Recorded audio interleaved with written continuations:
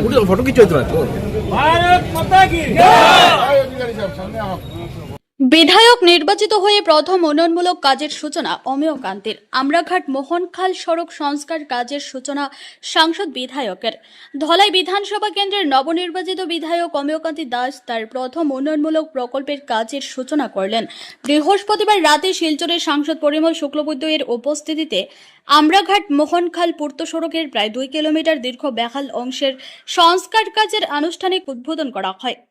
আমরাঘাট বাজারে নির্মাণ কাজের তথ্যফলক উন্মোচনের মাধ্যমে প্রায় 1,95,00,000 টাকার প্রকল্পটির শুভ সূচনা হয়। পরে অনুষ্ঠিত জনসভায় বক্তব্য রাখতে গিয়ে বিধায়ক অমেয় কান্তি দাস বলেন, সরকারি নির্দেশিকা মেনে সর্বোচ্চ মান বজায় রেখে রাস্তা সংস্কার কাজ সম্পন্ন করা হবে এবং কাজের গুণগত মানের সঙ্গে কোনো ধরনের আপোষ করা হবে না। তিনি বলেন, দীর্ঘদিন ধরে বেহাল অবস্থায় থাকা আমরাঘাট মোহনখাল সড়কের কারণে ভুবনখাল, নাগাখাল, মোহনখাল ও রামমানিকপুর এলাকার হাজার হাজার মানুষ চরম দুর্ভোগের শিকার হচ্ছেন। সংস্কার কাজের অংশ হিসেবে আমরাঘাট বাজার এলাকায় রাস্তার দুই পাশে ড্রেন নির্মাণ করা হবে বলেও তিনি জানান। এজন্য প্রয়োজনীয় জমি ছেড়ে দিয়ে সহযোগিতা করার আহ্বান জানান ব্যবসায়ী ও স্থানীয়দের প্রতি। বিধায়ক আরও বলেন, বিধায়ক হিসেবে এটি আমার প্রথম উন্নয়নমূলক কাজ। সকলের সহযোগিতায় কাজটি সফলভাবে সম্পন্ন হোক এবং ধলাই উন্নয়নের পথে আরও এগিয়ে যাক, এটাই আমার কামনা। তিনি আগামী দিনে এলাকার রাস্তাঘাট সহ বিভিন্ন উন্নয়নমূলক প্রকল্প বাস্তবায়নে সাংসদ পরিমল শুক্লবৈদ্যের সহযোগিতা নিয়ে কাজ করার আশা ব্যক্ত করেন। অনুষ্ঠানে বক্তব্য রাখতে গিয়ে সাংসদ পরিমল শুক্লবৈদ্য বলেন, বিজেপি সরকারের আমলে দেশজুড়ে রাস্তাঘাট, শিক্ষা, স্বাস্থ্য, রেল ও বিমান যোগাযোগ সহ প্রতিটি ক্ষেত্রে ব্যাপক উন্নয়ন হয়েছে। তিনি প্রধানমন্ত্রী নরেন্দ্র মোদীর নেতৃত্বে কেন্দ্র সরকারের 12 বছর পূর্তি উপলক্ষে দেশবাসীকে শুভেচ্ছা জানান এবং দেশের উন্নয়ন, শান্তি ও সমৃদ্ধির স্বার্থে সকলকে ঐক্যবদ্ধভাবে কাজ করার আহ্বান জানান।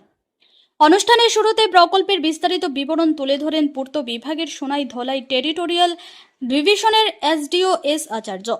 এদিনের অনুষ্ঠানে জেলা পরিষদ সদস্য মিহিরকান্তি রায়, জেপি সভানেত্রী রীনা রানী দাস, এপি সদস্য উপেন্দ্র চন্দ্র দাস, বিজেপি নেতা অপূর্ব দাস, সোমেন দাস, সুবোধরঞ্জন দাস, সমাজসেবী কৃষ্ণজীবন দেবনাথ সহ বহু গণ্যমান্য ব্যক্তি উপস্থিত ছিলেন। সভা পরিচালনা করেন অধ্যক্ষ হিমাংশু চক্রবর্তী। भारत माता की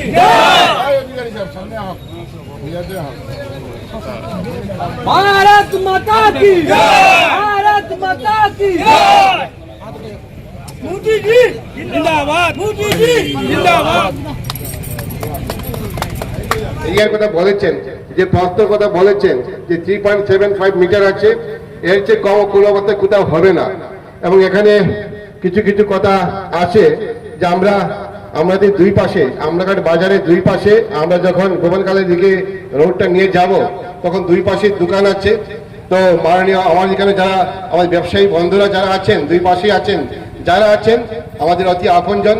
আমি যখন এই বিধানসভায় যখন টিকিট পাচ্ছি কি না পাচ্ছি সেই যখন ছিল, সেরকম অবস্থা যখন ছিল, তখন ওই দুই দিকে যারা আছেন ওনারা সবাই আমার হয়ে অনেকে যখনই আসি ওনাদের মনে সেই উদ্রেক ছিল যে অমিও পাচ্ছে কিনা, অমিও পাওয়া দরকার। ওনাদের মনে সেই আমি দেখেছি বারবার ওনারা খবর নিচ্ছেন। এখানে রঞ্জিতদা আছেন, এখানে অল্পন আছে, এখানে কৃপেশ আছে, আরো অনেকেই আছেন আমাদের এখানে আছে, আমাদের এই দীপনও আছে, অনেকেই আছেন। দুই পাশে দোকান আছে। তো আমিও চাইবো যে আমার অন্ততপক্ষে চাইবো যে দোকানে যারা আছেন ওনাদের কোনো ক্ষতি সাধন না হোক।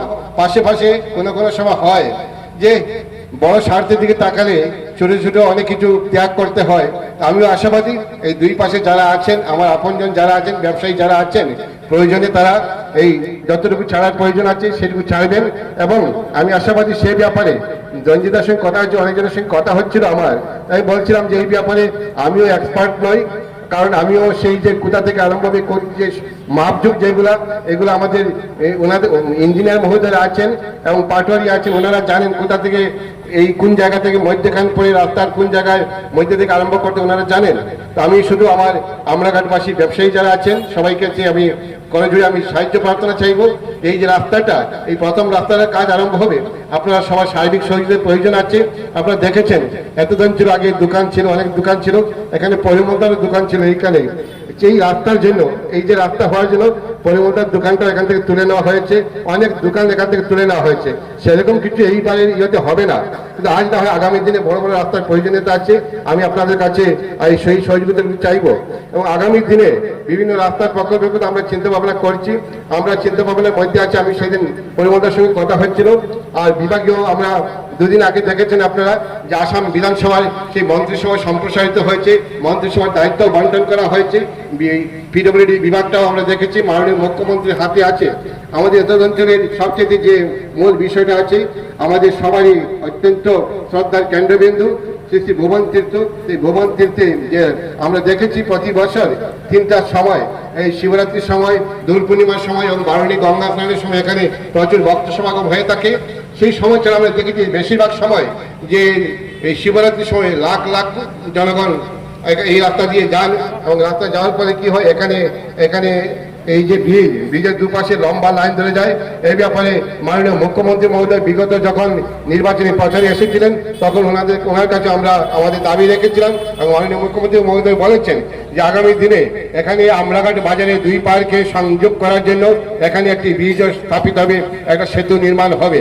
আর এই সেতুর পাশাপাশি আমারও পরিকল্পনা আছে, মাননীয় সাংসদ মহোদয় আছেন, আমাদের পরিকল্পনা আছে। আমি বলেছিলাম যে আমাদের যে কাবুগঞ্জ থেকে কোন রাস্তা, যে নতুন রাস্তা সংযোজন করা যদি যায়, সেই রাস্তা যদি আমরাঘাট নিয়ে আসা যায়, এবং সেই রাস্তা যদি আসামমালা, ভারতমালা বিভিন্ন প্রজেক্ট আছে, সেই রাস্তা যদি আসামমালার কোনো প্রজেক্ট নেওয়া যায়, আমরা যৌথভাবে পরিমলদার নেতৃত্বে আমরা মুখ্যমন্ত্রীর সঙ্গে যোগাযোগ করে সেই ব্যাপারে যদি ভুবন তীর্থ অব্দি যদি 4 লাইনের রাস্তা করা যায়, এত অঞ্চলের এই যে সুপ্রাচীন ভুবন তীর্থেরও অনেক উন্নতি হবে।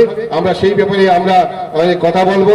এছাড়াও আমি ইতিমধ্যে আমি বিধায়ক নির্বাচিত হওয়ার পর আমি আমার সংগঠনের এখানে মাননীয় মন্ডল সভাপতি আছেন, আমার জিপি সভাপতি আছেন, এপি সদস্য আছেন, আমি সবার সঙ্গে কথা বলেছি। আমার এই বিধানসভায় 30টি জিপি আছে, সেই 30টি জিপি নির্বাচিত যারা প্রতিনিধি আছেন, এপি জিপি জেলা পরিষদ গ্রুপ মেম্বার, আমার সংগঠনের সদস্য যারা আছেন তাদের সাথে আলাপ করেছি, এবং সবাইকে বলেছি যে আমাকে তো 5 বছর চালিয়ে যেতে হবে। তাই প্রাথমিকতার ভিত্তিতে আমি বলেছি এলাকার যে সমস্ত সমস্যার মধ্যে রাস্তাঘাট, পানীয় জল, বিদ্যুৎ এবং শিক্ষা, স্বাস্থ্য সমস্ত ক্ষেত্রে যে সমস্ত প্রাথমিকতার ভিত্তিতে যে সমস্ত কিছু করার প্রয়োজন আছে, আপনারা সবাই বসে আমাকে একটি তালিকা প্রস্তুত করে দেন, প্রত্যেক বুথ থেকে, প্রত্যেক পোলিং স্টেশন থেকে, যাতে প্রত্যেক গ্রুপ থেকে যাতে সমস্যাগুলো উঠে আসে। ওনারা এভাবে আমাকে দিয়েছেন।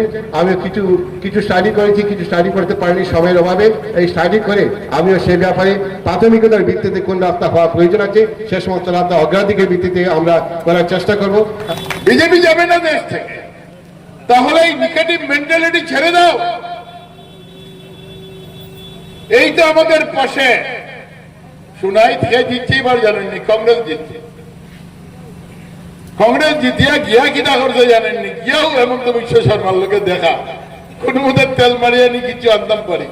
7টার মধ্যে 6টা আমরা আর একটা শুনাইতে, আর হেমন্ত বিশ্বের লোকে দেখা করার লোকে দেখেন হিতা কেমন মানুষ। আইলাহান্দির কংগ্রেস এরা কুটি লাইছে কেন, কইতে গেলে কিনার লাগে আরে যাইব বিচারা। বিজেপির তেল না মারলে জায়গার উন্নয়ন নাই, বিজেপির সঙ্গে না থাকলে দেশের উন্নয়ন নাই, পরিবারের উন্নয়ন নাই। যেতেই হবে বিজেপির কাছে, কারণ বিজেপি নিঃস্বার্থ ভাবে, বিজেপি সঠিকভাবে, বিজেপি দেশ ও মাতৃকার কাজ করার জন্য মোদীজির নেতৃত্বে আজ সমগ্র ভারতবর্ষের মানুষ আন্দোলন করে যাচ্ছে দেশের উন্নয়নের জন্য। আমরা স্বপ্ন দেখি এই দেশ পৃথিবীর মধ্যে সব চাইতে উপরে থাকবে, আর উপরে যেতে বসছে।